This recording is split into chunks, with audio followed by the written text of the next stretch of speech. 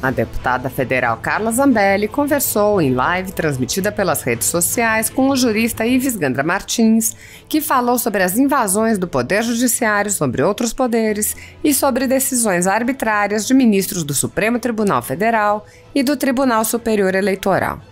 O jurista apontou que a decisão do TSE de censurar a Folha Política e outros canais conservadores, como o canal Te Atualizei, através do bloqueio de monetização de redução forçada de alcance, é visivelmente enviesada e política.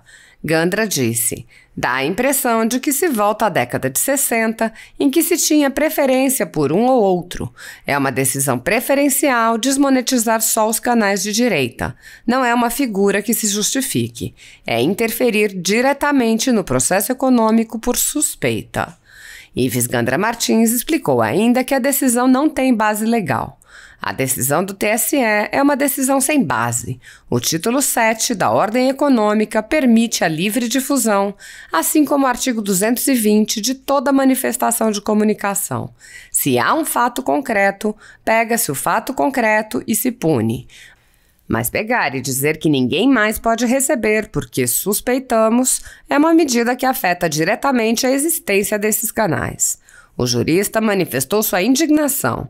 Nesse particular, eu discordo. É uma interferência direta, por suspeita, na atividade econômica. Se há um fato concreto, pune-se o fato concreto, não ficar em uma generalização direcionada para a direita e não para a esquerda.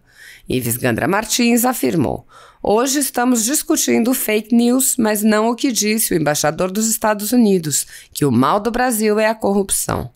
A essa altura, tens a impressão de que a corrupção deixou de ser uma preocupação da Suprema Corte. Isso é muito triste. O embaixador do país com o maior PIB do mundo declarar que esse é o maior problema e o Supremo não está mais preocupado, tendo inclusive desfigurado a Operação Lava Jato.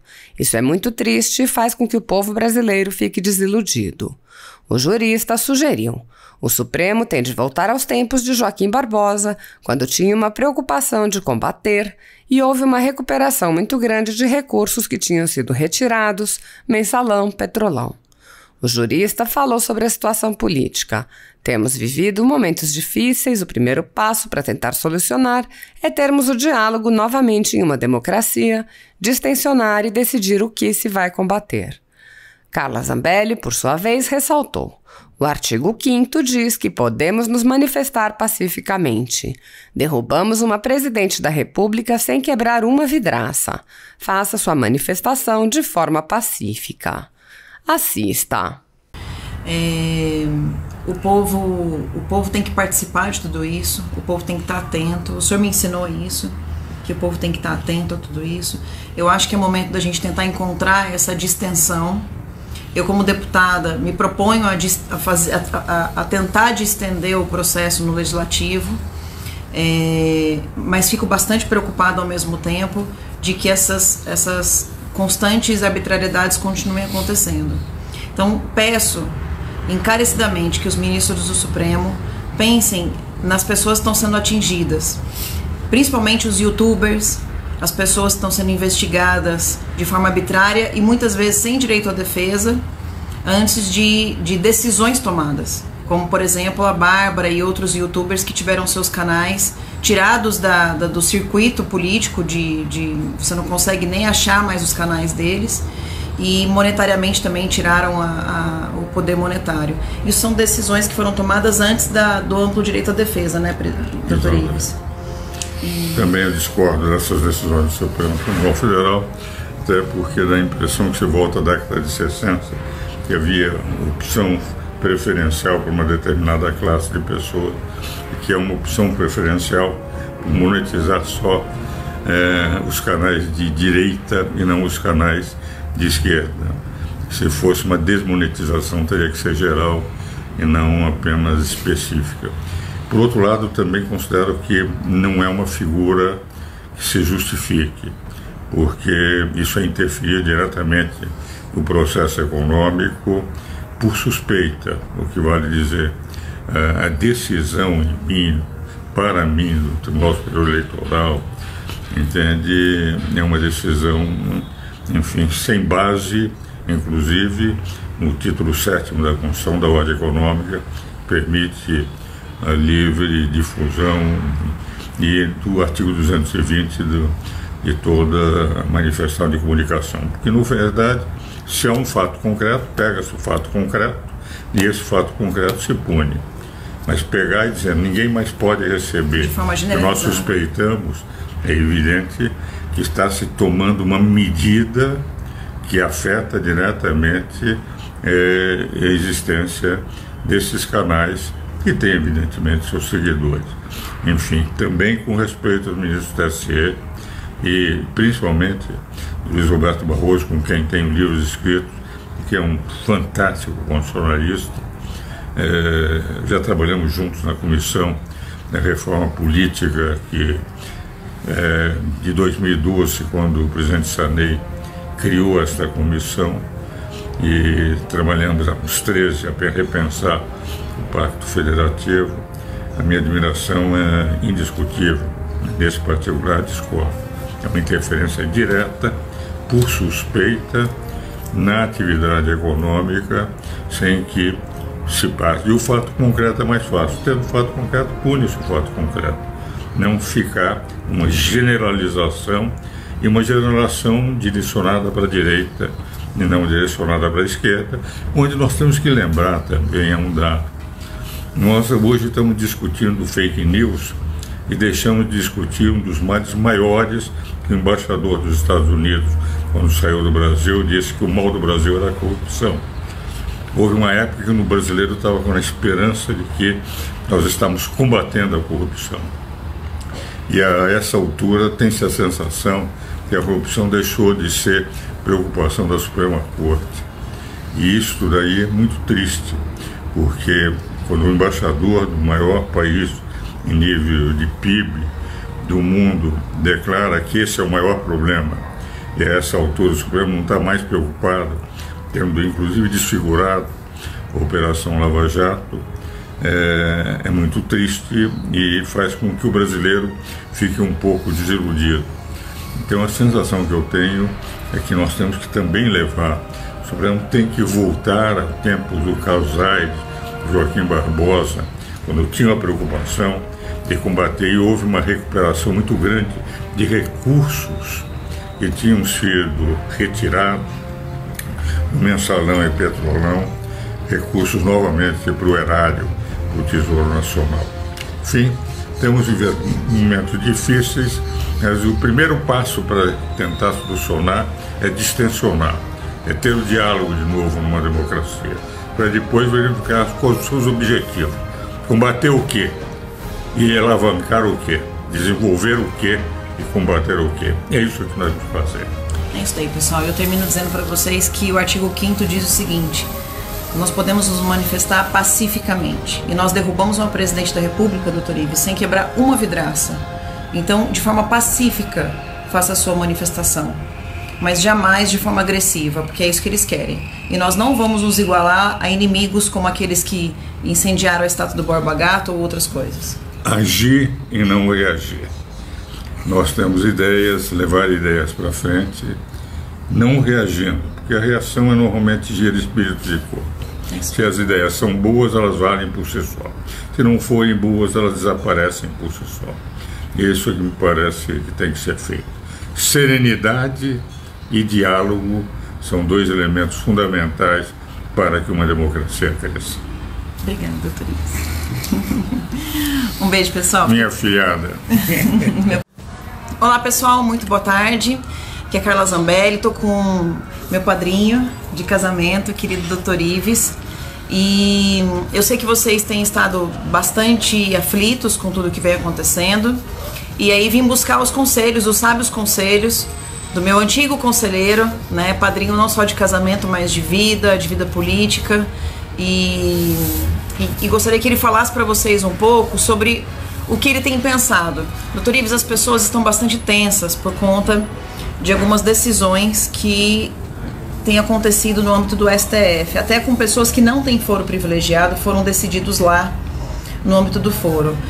Qual é o conselho que o senhor daria para as pessoas que estão ouvindo e até para as pessoas que estão sendo, de uma certa forma, atingidas por essas decisões? Não, eu pessoalmente tenho feito em diversas das minhas manifestações, através de Instagram, de lives, de emissora de televisão, emissora de rádio. De um lado, os elogios ao ministro Supremo, que eu tenho livros escritos com quase todos eles, e os conheço bem. E são grandes juristas. De outra forma, nem estariam lá na Suprema Corte. E, de outro lado, discordando, como um velho constitucionalista, dessa atuação em que eles são, ao mesmo tempo, acusadores, investigadores, acusadores e decisores. Não? Eles decidem, eles passam a terem um poder de, inclusive, prender, por exemplo, a minha divergência em relação ao artigo 53. O 53 declara que um deputado é inviolável por quaisquer manifestações. Vale dizer, quaisquer não admite qualquer exceção. E eles abriram uma exceção no caso do deputado Daniel. Eu acho que foi mas a Câmara dos Deputados, que deveria dizer: não concordamos com a prisão do deputado, mas vamos puni-lo aqui por falta de decoro parlamentar. Esse seria o processo que a Constituição mandou. Mas eles aceitaram a prisão por parte da Suprema Corte, abriram mão de um direito que era próprio da Câmara dos Deputados. Então o Supremo recebeu o aval da Câmara dos Deputados, não se pode mais criticar, porque o caminho correto seria dizer: não concordamos com a prisão e vamos puni-lo aqui, que não poderia dizer o que disse. E do Roberto Jefferson a mesma coisa. Prisão por manifestação de opinião política, de uma forma também agressiva, desnecessariamente agressiva, mas de rigor ele não abalou em nada a democracia, porque a democracia seria abalada se por acaso pegassem armas, fosse um momento insurrecional, isto é, saísse realmente com armas à rua para tentar derrubar o poder, coisa que apenas declarou de uma forma, mostrou, exibiu, mas não fez, senão através de palavras, manifestação do seu pensamento. De maneira que também considero, eu pessoalmente, um velho professor de direito constitucional, que tanto uma quanto outra posição não poderia haver. E no caso do deputado Daniel, ainda com muito mais preocupação. E no caso do deputado Daniel, criou-se uma figura inexistente na lei do flagrante perpétuo, através de um programa de televisão ou através de uma manifestação. A partir de agora, qualquer que seja o programa de televisão, qualquer que seja a rede social, se faça uma manifestação, o sujeito poderá ser preso 10 anos depois, dizendo que aquilo foi flagrante, porque aquilo está circulando. Nos dois casos. E tenho grande admiração pelo Alexandre. O ministro Alexandre de Moraes foi meu membro da minha comissão que eu presidi quando presidi a Comissão de Reforma Política da Ordem dos Advogados aqui em São Paulo. Participamos de bancas de doutoramento juntos, escrevemos livros juntos, de tal forma que gosto do Alexandre como consultor e cito em muitos dos meus trabalhos os livros do Alexandre. Mas nesse particular discordo dos dois. Agora, também acho o seguinte, que nós temos que ter uma preocupação. A preocupação é essa. Não é no choque permanente é que nós vamos encontrar a solução. Isso só cria espírito de corpo de um lado e de outro. Nós temos a essa altura que encontrar bombeiros nos três poderes. Acho que o Supremo tem agido demais, tem agido com invasão de competência de outros poderes. Temos que encontrar bombeiros dentro do Supremo. Acho que o Poder Executivo também tem. O Poder Executivo, o presidente poderia falar, enfim, não tão agressivamente, e teremos que encontrar bombeiros no Poder Executivo. E no Poder Legislativo, isto é, fazer com que não vivamos em tensão e fazendo investigados, sendo investigadores. Quer dizer, temos que procurar a essa altura reduzir as tensões, porque essa é a única forma de o Brasil voltar a crescer economicamente. Enquanto nós tivermos uma crise política permanente, com os três poderes em tensão e com os três poderes abusando nas suas manifestações, com agressões, inclusive com invasões de competência, é evidente que investidores estrangeiros, investidores nacionais, ficam na expectativa. Nós precisamos recuperar a economia brasileira. Para recuperar, precisamos reduzir as tensões. Para reduzir as tensões, temos que ter ministros do Supremo trabalhando para reduzir as tensões, não permitir mais essas invasões. Ministros do Executivo tentando segurar o presidente nas suas manifestações. Deputados e senadores tentando controlar aqueles que dirigem as duas casas, no sentido de encontrar o diálogo, que é fundamental na democracia. Enfim, de um velho professor de direito constitucional, de um velho advogado, que não é senão advogado e professor, é o que eu penso a respeito do momento presente no Brasil. Ok? Doutor Ives, obrigada. Obrigada pelos conselhos de hoje.